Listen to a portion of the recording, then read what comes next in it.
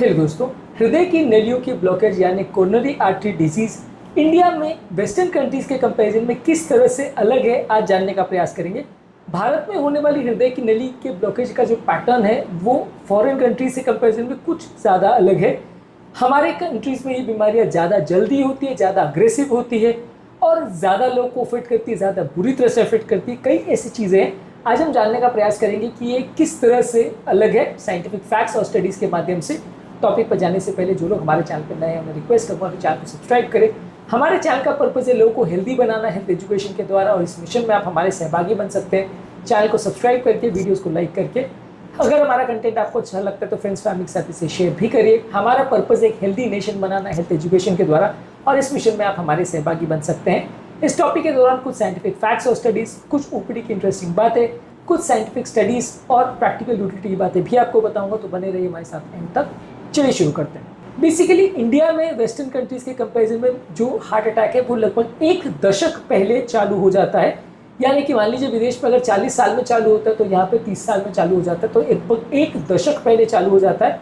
इसके कारण क्या है, क्यों ऐसा होता है, ऐसा हमने ऑलरेडी एक अलग वीडियो में डिस्कस किया है। आज हम मेनली बात करेंगे कैसे फर्क है। इंटर हार्ट स्टडी 2004 में लैंसेट में पब्लिश हुई थी, जिसमें बताया था कि इंडियन में हार्ट अटैक लगभग 10 साल पहले पब्लिश होता है। हमारे पास आए दिन इस तरह के काफ़ी पेशेंट्स आते हैं जिनको हार्ट अटैक या इस तरह की प्रॉब्लम आ जाती है, और बहुत यंग पेशेंट्स में देखने को मिलता है। ये ट्रेंड कंपैरेटिवली फॉरेन कंट्रीज के कंपैरिजन में यहाँ पे ज़्यादा जल्दी देखने को मिलता है। इसके अलावा इंडिया के पॉपुलेशन में कंपैरेटिवली लाइपोप्रोटीन ए, जो कि कोलेस्ट्रॉल के ब्लॉकेजेस बढ़ाने में इंपॉर्टेंट योगदान प्ले करता है, ये ज़्यादा देखने को मिलता है। और यहाँ पे नॉर्मल वेट वाले व्यक्तियों में भी डायबिटीज़ ज़्यादा देखने को मिलता है। इसके अलावा यहाँ एचडीएल कोलेस्ट्रॉल यानी अच्छा कोलेस्ट्रॉल कम देखने को मिलता है। तो यहाँ पे रिस्क फैक्टर्स कंपेरेटिवली कोलेस्ट्रॉल की प्रोफाइल को भी काफ़ी इफेक्ट करते हैं। कुछ बॉडी की जेनेटिक प्रोफाइल और हमारे खाने पीने में वेरिएशंस ऐसे हैं जिसकी वजह से हमारा बैड कोलेस्ट्रॉल यानी लाइपोप्रोटीन ए, गुड कोलेस्ट्रॉल एचडीएल और डायबिटीज़ के पैटर्न में फ़र्क देखने को मिलता है। एक स्टडी पब्लिश हुई थी journal of American college of cardiology, जिसका टाइटल था मसाला स्टडी। इस स्टडी में ऐसा शो किया गया था कि साउथ एशियंस में नॉर्मल बॉडी मास इंडेक्स होने के बावजूद भी ज़्यादा चांसेस होता है ब्लॉकेजेस डेवलप होने का। इंडिया में कंपैरेटिवली ऐसे लोग ज़्यादा देखने को मिलते हैं जो बाहर से तो दुबले पतले दिखेंगे लेकिन उनका इंटरनल बॉडी वेट ज़्यादा रहता है, यानी विसरल ऑर्गन्स में ज़्यादा फैट रहता है। इसकी वजह से ब्लॉकेजेस ज़्यादा देखने को मिलते हैं। तो यानी कि मैसेज इसका ये है कि यदि आपका बाहर से अगर बॉडी वेट नॉर्मल दिख रहा है तो ये बिल्कुल मत मानिए कि आपका अंदर से सब सिस्टम ठीक चल रहा है। उसके लिए ज़्यादा सतर्क रहने की ज़रूरत है, क्योंकि हमारे इंडियंस का खाने पीने का पैटर्न और लाइफस्टाइल पैटर्न कुछ ऐसा है कि यहाँ पे बीमारी ज़्यादा जल्दी और ज़्यादा अग्रेसिवली देखने को मिलती है।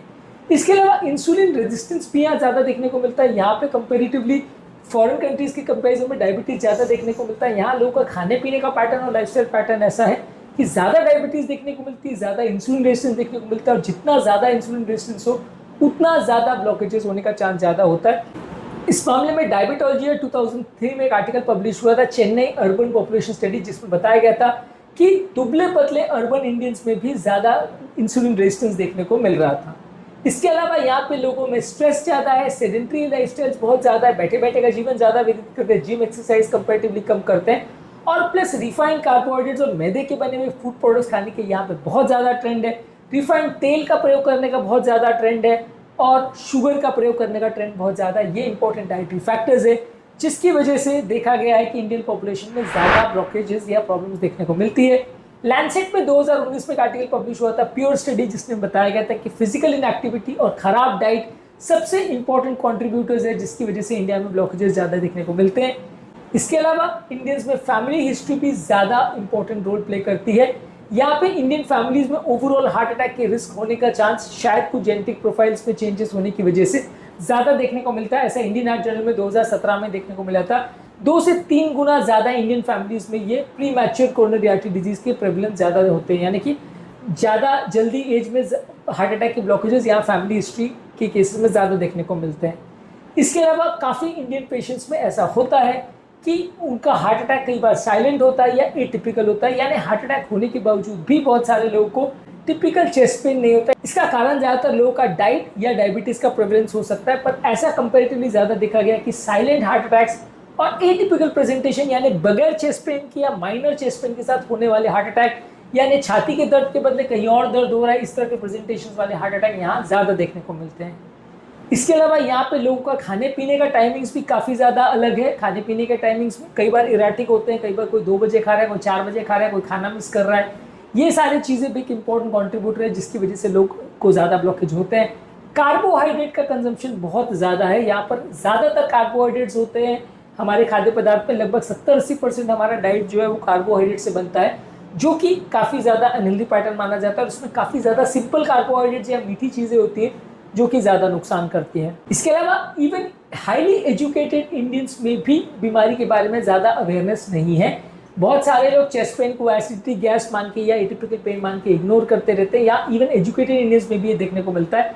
एक स्टडी पब्लिश हुई थी हार्ट एशिया में 2018 में, जहाँ पर बताया गया था कि इवन एजुकेटेड लोग भी छाती के पेन को या हार्ट के पेन को, चेस्ट पेन को रिकॉग्नाइज नहीं करते कि वो हार्ट का हो सकता है, और इग्नोर करते रहते तब तक जब तक कि बड़ा हार्ट अटैक नहीं आ जाता, और फिर उसके बाद कंडीशन अक्सर बिगड़ जाती है। इसके अलावा स्टडीज़ में ये भी एक अच्छा ट्रेंड देखने को मिला है कि इंडियंस का रिस्पॉन्स टू थेरेपी कंपैरेटिवली अच्छा होता है, यानी अच्छा इंटरवेंशन उनको कर दिया जाए, एंजियोप्लास्टी वगैरह या बाईपास टाइम पर कर दिया जाए, स्टैटिन वगैरह बराबर दिया जाए, लाइफस्टाइल चेंजेस किया जाए, तो रिस्पॉन्स भी अच्छा देखने को मिलता है, शार्प इंप्रूवमेंट देखने को मिलता है। तो अब तक बहुत सारे नेगेटिव बातों के बदले ये एक अच्छा पॉजिटिव बात है कि यहाँ पे रिस्पॉन्स टू थेरेपी कंपैरेटिवली ज़्यादा अच्छा देखने को मिलता है एज कम्पेयर टू वेस्टर्न लोग। क्रिएट रजिस्ट्री में 2008 में लैंसेट में आर्टिकल पब्लिश हुआ था, जहाँ पे बताया गया था कि सही समय पर ट्रीटमेंट होने में इंडियन लोगों में आउटकम में अच्छा इंप्रूवमेंट देखने को मिलता है, जो कि एक अच्छी बात है कि यहाँ पे आप थेरेपी अगर दोगे तो उसका रिजल्ट थोड़े अच्छे मिलेंगे। इसके अलावा यहाँ पर आपको इंडेक्स ऑफ सस्पिशन थोड़ा ज़्यादा रखना पड़ता है, यहाँ पे अर्ली टेस्टिंग ज़्यादा करना पड़ता है, क्योंकि यहाँ पर अक्सर लोग इग्नोर कर देते हैं और कई बार माइनर सिम्टम्स पर ध्यान ही नहीं देते, जिसकी वजह से बीमारी अक्सर मिस हो जाती है और प्रॉब्लम्स हो जाती है। तो अक्सर ये प्रॉब्लम्स इंडियंस में ज़्यादा देखने को मिलती है। यहाँ पे आपको ज़्यादा अग्रेसिव होकर टेस्ट करना पड़ता है, पर अनफॉर्चुनेटली हमारे पॉपुलेशन में ये ज़्यादा ट्रेंड है कि लोग टेस्ट कराना ही नहीं चाहते, लोग दिखाना ही नहीं चाहते, लोग डिस्कस करना ही नहीं चाहते, इसलिए भी अक्सर बीमारियाँ मिस हो जाती हैं। तो ओवरऑल आज के टॉपिक में हमने बात करी कि किस तरह से इंडियन पॉपुलेशन में जो हार्ट अटैक या कोरोनरी आर्टरी ब्लॉकेजेस है वो वेस्टर्न पॉपुलेशन में किन किन मामलों में फ़र्क है। यहाँ पे बीमारी ज़्यादा होती है, ज़्यादा जल्दी होती है, और काफ़ी केस में अनरिकॉग्नाइज रह जाती है। वेस्टर्न कंट्रीज़ की पॉपुलेशन के हिसाब से यहाँ पे ज़्यादा अर्ली बीमारी और अग्रेसिव बीमारी देखने को मिलती है, लेकिन ट्रीटमेंट से अच्छे रिजल्ट्स मिलते हैं। ये मॉरल ऑफ द स्टोरी है। उम्मीद करूँगा कि आज के टॉपिक में कुछ नई बातें जानने को मिली होगी। यदि आपके परिवार में किसी को हार्ट ब्लॉकेज की या हार्ट अटैक की बीमारी है तो कमेंट सेक्शन में लिखकर हमें बताएं। टॉपिक एंड करने से पहले जो लोग हमारे चैनल पर नए हैं, मैं रिक्वेस्ट करूँगा कि हमारे चैनल का पर्पज़ लोगों को हेल्दी बनाना, हेल्थ एजुकेशन के द्वारा, और इस मिशन में आप हमारे सहभागी बन सकते हैं चैनल को सब्सक्राइब करके, वीडियोज़ को लाइक करके और कंटेंट को फ्रेंड्स फैमिली के साथ शेयर करें।